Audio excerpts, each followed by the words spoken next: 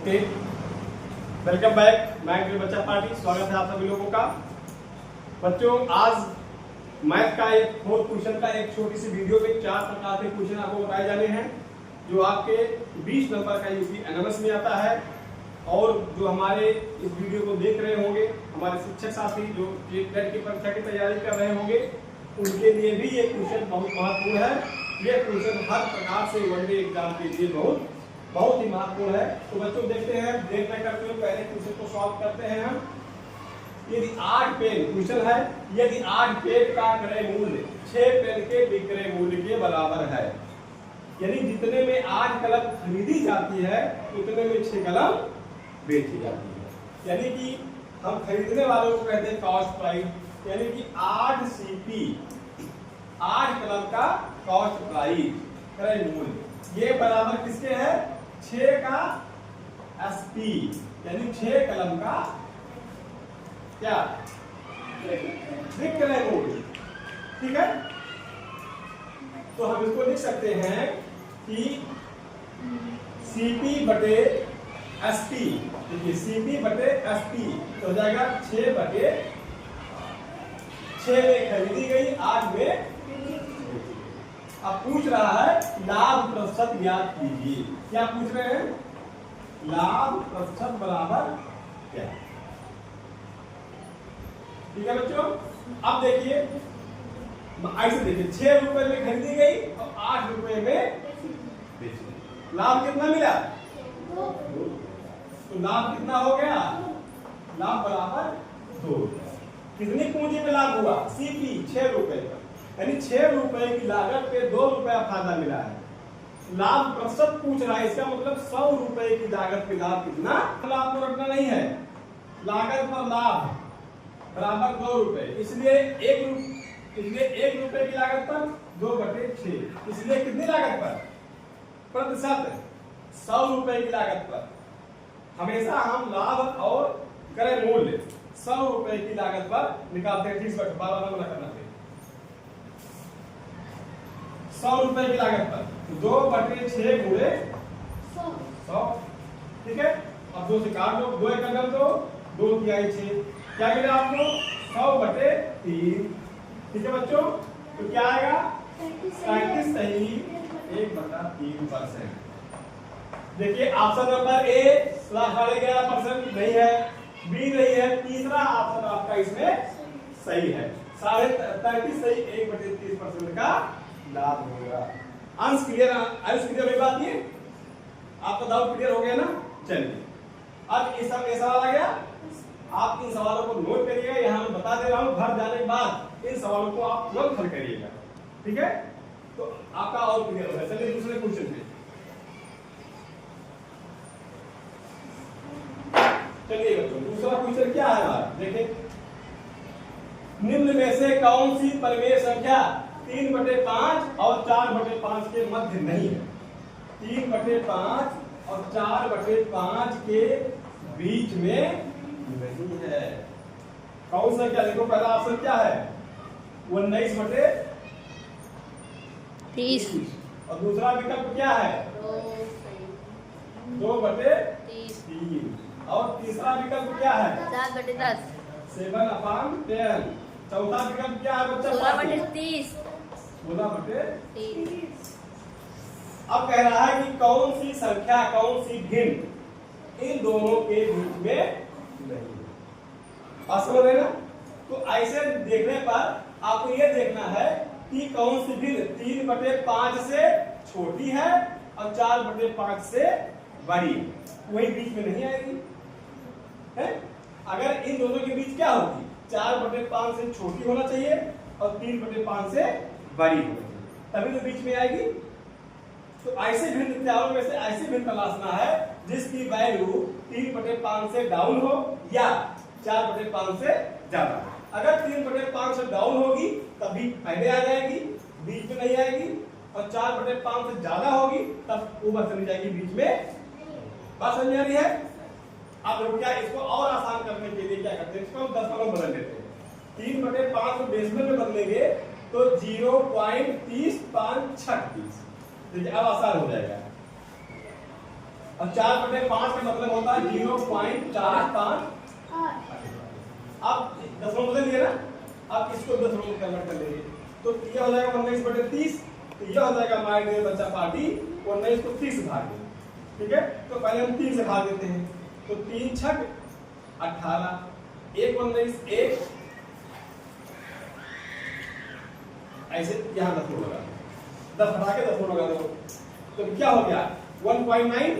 ठीक, तो 3 शून्य शून्य बार दशमलव लगाओ, 3 छक 18, 1 19 1 10, 3 त्रिका 9, 3 त्रिका 9, ऐसे आएगा 0.63 0.6। आप देखिए अब ये 0.6 है ना, ये 0.63 आएगा। इसका मतलब ये इसके बीच आ गया ना, तो ये नहीं हो सकता है। हमें बाहर उल्टा पूछ रहा है, बाहर का निकालना है। ये तो बीच पिक्चर में आ गए।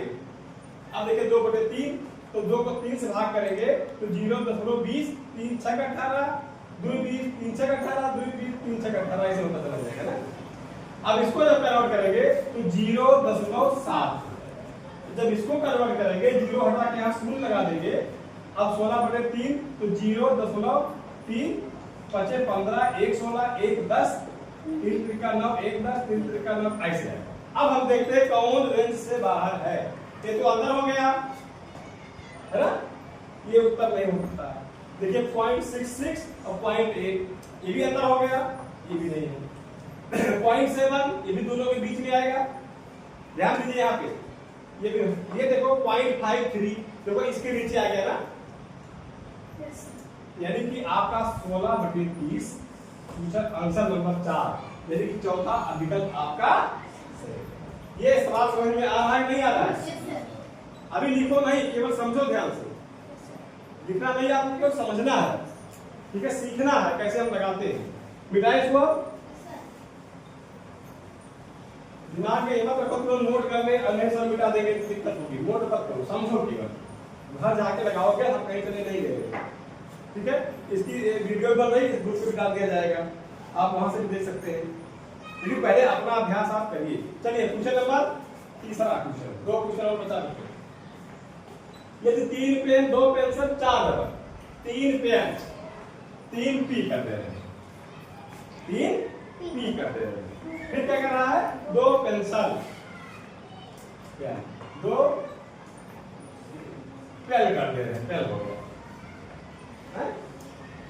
या हम ऐसे देखते हैं,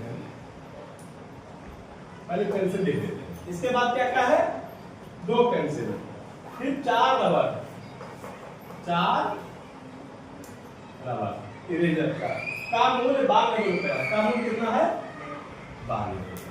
अब इसको संकेत के रूप में लेते हैं। पेंसिल को मान लेते हैं 3x प्लस पेन को x, पेंसिल को y और रबर को z मान लेते हैं बराबर है ना। हम देखो पेन बराबर x, पेंसिल बराबर y और इरेजर रबर, ये एक मान लेते हैं ताकि बार बार मुझे पेंसिल पेन रबर ना लिखना पड़े, है ना, आसानी के लिए। आप कह रहे हैं कि बता 8 पेंसिल और 16 रबर का मूल्य। आप कह रहे हैं 8 पेंसिल यानी पेंसिल इसमें 8 वाई और प्लस क्या है 16 रबर, 16 जेड का मूल्य कितना है 68 रुपए। इधर हो गया तक। तो 24 पेन का मूल्य बताइए, क्या निकालना है 24 पेन माने x, 24x बराबर वाट, 24x बराबर वाट माने क्या। अब देखिए देखो यहाँ तो 3 है ना, 24 डाला है।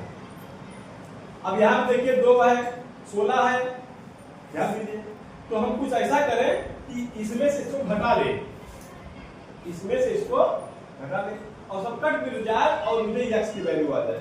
तो अब यहाँ देखिए यार बच्चों यहाँ 4 है ना, तो यहाँ 16 है, यहाँ 16 लाने के लिए कितना गुणा करना पड़ेगा, और यहाँ 2 है, यहाँ 8 है, यहाँ 8 आने के लिए कितना गुणा करना पड़ेगा। आपका समीकरण नंबर 1 बन गया, समीकरण नंबर 2 बन गया। हम क्या करेंगे समीकरण 1 में 4 से मल्टीप्लाई करेंगे, 4 से गुणा करेंगे। बात समझ में हो ना, गुणा क्यों कर रहे हैं वाई वाई और जेड जेड बराबर करने के लिए तभी देख टपकेगा, तब अभी एक्स की वैल्यू आ जाएगी। बात समझ में आ रही है? तो ठीक बैठो।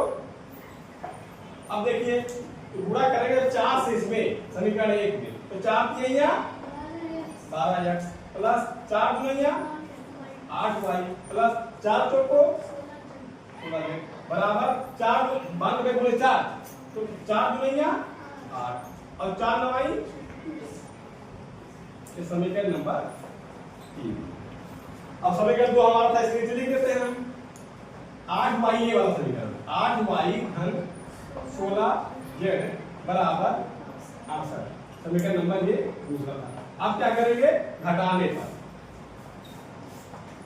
समीकरण 1 3 से 2 को घटाने पर चिन्ह बदल जाता है। आप लोग अभ्यास किए होंगे, माइनस माइनस माइनस, ठीक है। बताइए अब देखिए 8y धन 8y ऋण, टपक गए हो नहीं टपक गए हो, 16z धन और ऋण टपक गए हो तो टपक गए हो। इधर क्या बच गया, 300 में से 68 टपक जाएगा तो क्या बचेगा 300 बचेगा। बात समझ में आई नहीं आई? अब इधर क्या बचता है 12x बराबर 300, हमें क्या निकालेगा तो 24x, तो 24x बराबर उत्तर कितना आएगा, ये 24 निकालना होगा। विकल्प दिया क्या है उसको, विकल्प है आपका 30, चौथा विकल्प 600। ये बताइए सवाल समझ में आ रहा है नहीं आ रहा? अगर कुछ काम आ रहा होगा तो एक बार जाके घर में आप लोग देख लीजिएगा, सवाल हल करिए, मेहनत करिए, है ना। ये जो गणित ऐसी चीज है, जब आपको क्लास में खासकर सूत्रों के द्वारा और प्रेम से ट्रिक बता करके बताया जाता है, उस समय आपको बहुत प्यारा लगता है, बहुत आसान लगता है। लेकिन जितना आसान लगता है वैसे भरने से वो, आप जानते हैं साइंस में आप पढ़े हैं कि अच्छे अवशोषक अच्छे उत्सर्जक भी होते हैं। रेगिस्तान में जहाँ बालू होती है, दिन का तापमान बहुत बढ़ जाता है और रात का तापमान बहुत, क्यों? क्योंकि जो बालू है ऊष्मा का अच्छा अवशोषक भी है और अच्छा उत्सर्जक भी है। तो ऐसे गणित आपका है, आप गणित को मेहनत करके सीखिए। जैसे यहाँ बताया गया, समझ में आ गया, नोट मत करिए उसको, इसके बाद उसी सवाल को जाकर के आप घर पे अपने मन से लगाने का प्रयास करिए। 2-4 सवाल उसी टाइप के और लगाइए। जैसे जैसे आपका अभ्यास बढ़ेगा, अगर उसमें कोई कठिनाई आ रही है तो उसको थोड़ा दिमाग लगाइए, तब आके पूछिए, तब आपको ये मालूम होगा यार इस सवाल को लगाने में हम किस पॉइंट पे मिस्टेक कर रहे हैं। जब आपको गणित लगाने में अपनी गलती का पता अपने आप को चल जाएगा, इसका मतलब गणित आपकी समझ में आने लगा है, ठीक है। तो चलिए ये क्वेश्चन हो गया, उत्तर है आपका 600। आगे बढ़ जाए, चलिए